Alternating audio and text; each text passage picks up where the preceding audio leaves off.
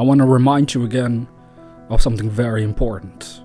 And the title seems a little drastic perhaps. The greatest deception of our lives. But you see, throughout this physical experience, more often than not, we're actually deceived by everything that we observe. Now the important part to grasp, even though I remind people about this all the time and I will keep doing it until I die, is that every time you wake up in the morning, you instantly get into a certain habit of activities. Now, they can be different or similar at times. It depends on the person. You might wake up and instantly make a cup of coffee, for example. Maybe you're someone that wakes up and instantly takes a shower. Maybe you first eat something and then you take a shower, or whatever the order is. Or you might check your phone to check Facebook messages. All sorts of stuff like that happens, subconsciously for us. We are doing it unconsciously. Now here's the great deception that we need to break, a spell that we must grasp and realize that is active in our lives, and that is that we're allowing the physical world to control our minds more intensely than we are controlling our minds at will. Now people might always wonder, what's the benefit of controlling my mind to begin with? I've seen posts on the internet from many people, there's millions of people out there who would honestly say, I prefer not to think at all. I don't want to think, I want to escape my thoughts. So that's why they turn to drugs, alcohol, or maybe even medication. I've spoken to people like that who actually admitted that they were simply on medication, actually made up symptoms, just so they get medication to get a certain high out of it. Now what's happening here? We are already admitting in such scenarios that we actually do not like the physical world the way it is. That's why we want to escape it. So the benefit of controlling your mind is simply that by doing so, you can actually alter the physical world that you're experiencing. So then you no longer have to run away from thoughts. You don't have to run away from yourself. This is what happens.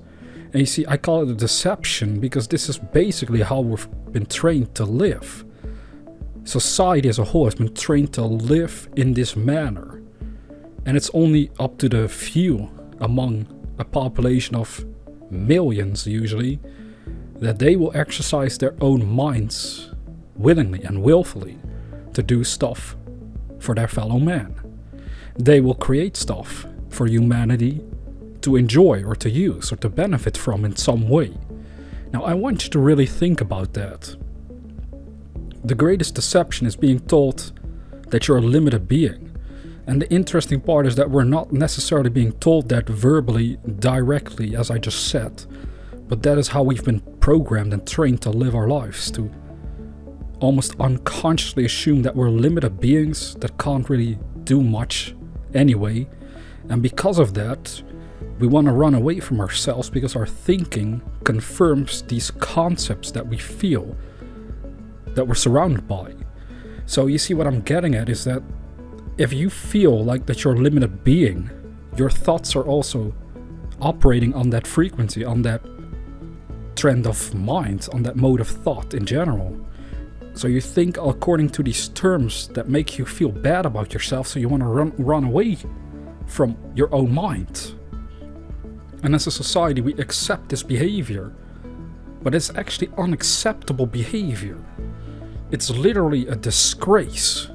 A human being is much more powerful than that, and the fact that they don't teach you this in society is absolutely disgusting.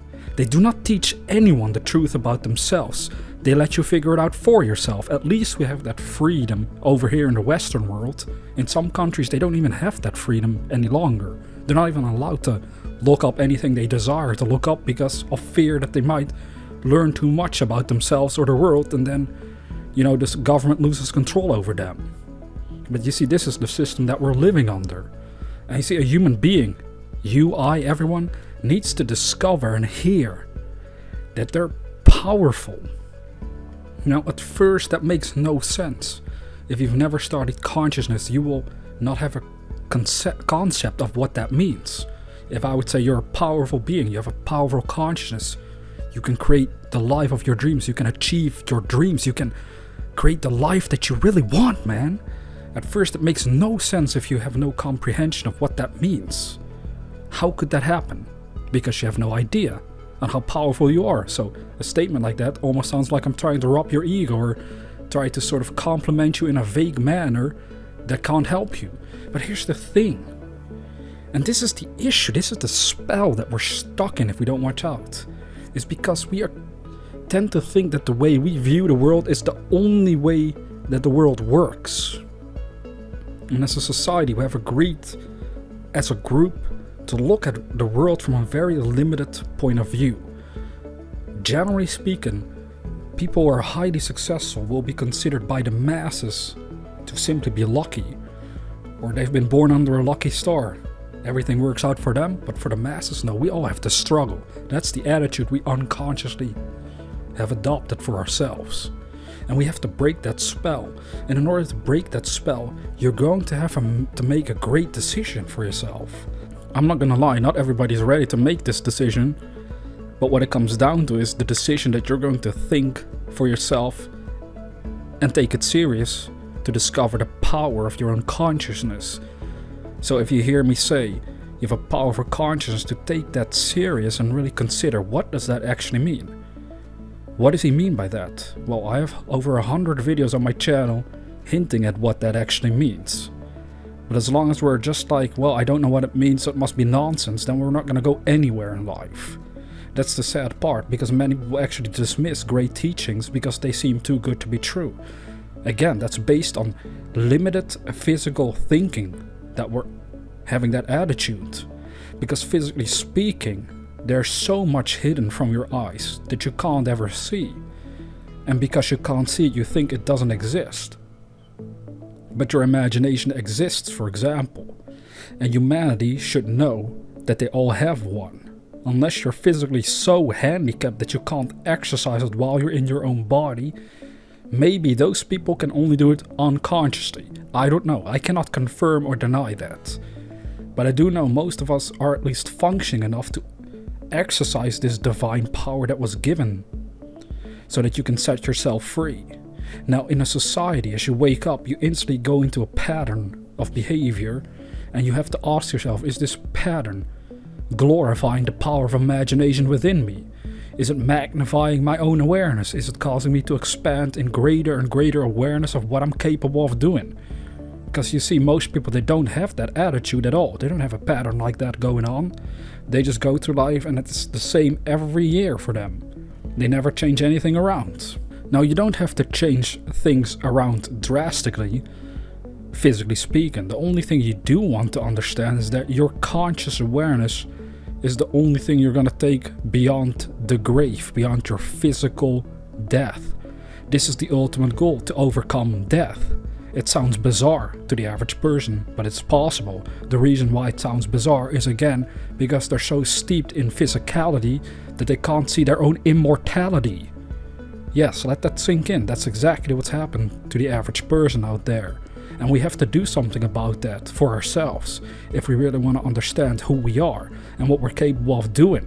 Because as long as we don't, we're always going to be living a frustrated life to a certain extent. We're always going to feel that we're not quite living up to what we really desire to experience for ourselves. And then the sad part is that we accept that unconsciously, thinking, well, I'm probably not lucky enough, this and that. We make up all these silly excuses based on societal programming that are holding us back. You can't look to the masses if you want to learn how to win in life. Because if the masses knew how to win, everyone would be doing it.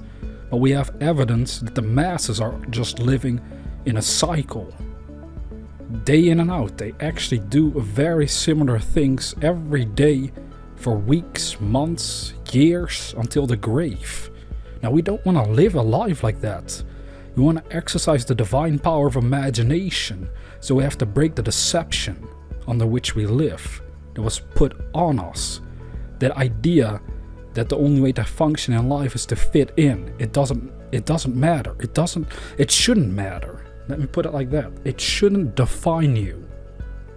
You're an individual expression of life, so you should dare to express what you desire to express and experience for yourself while you're here. in this physical life. That is how you will break the spell under which you live. That is how you break away from mass consciousness where you're just going along with everyone else. You don't want to do that. You want to experience the joy of what it really means to be an individual expression of infinite possibilities. And that infinite possibilities is the mind of the universe. And that's the beauty of it all. You're currently just having a human experience. Your consciousness is locked into your physical body for the time being, just to experience physicality. And as long as we're under that spell that physicality is the only thing there is, and that we have to obey society the way it's operating, we don't want to get ridiculed. People might laugh at us, think we're crazy for doing something else than everybody else out there. It shouldn't matter. We have to break this spell, because as long as we don't, we're gonna get stuck. And you see, that's what my mentor would say. What you don't fix, your kids are gonna inherit. So the problem that we're facing here is that if we're not raising our level of awareness of the true nature of reality and of consciousness of who we are, then we can also not raise our children properly. It's shocking, I know, because many people out there have children and they don't know anything about this. They're raising them to the best of their abilities, we'll give them that. But the problem here is that they're still being raised according to mass consciousness, not individual conscious expressions of the spirit of the universe. That is where you find the beauty. Once you start contemplating for yourself what that means, that is what you're called upon to do. I cannot give it to you. I can only hint that if you do this for yourself, a whole new world will open up to you, to which you're going to experience so much more joy and happiness and fulfillment. You know you're going to go towards a great future because your mind is the great creative power of the universe. It's part of that same power that creates and sustains the whole universe. I know it's hard to comprehend, but at least you can experience it for yourself in your current little physical world. And then you'll find the joy of true awareness of who you are and what you're capable of doing by exercising the divine power that was always within yourself all along. It is the power of consciousness. It's the power of your imagination. And through that power, through the right use of your own consciousness, you can alter your own attitude of mind. You can break away from the limiting ideas that were burned into your soul from birth and that society likes to obey. We don't want to do that. You're a God, an individual expression of God.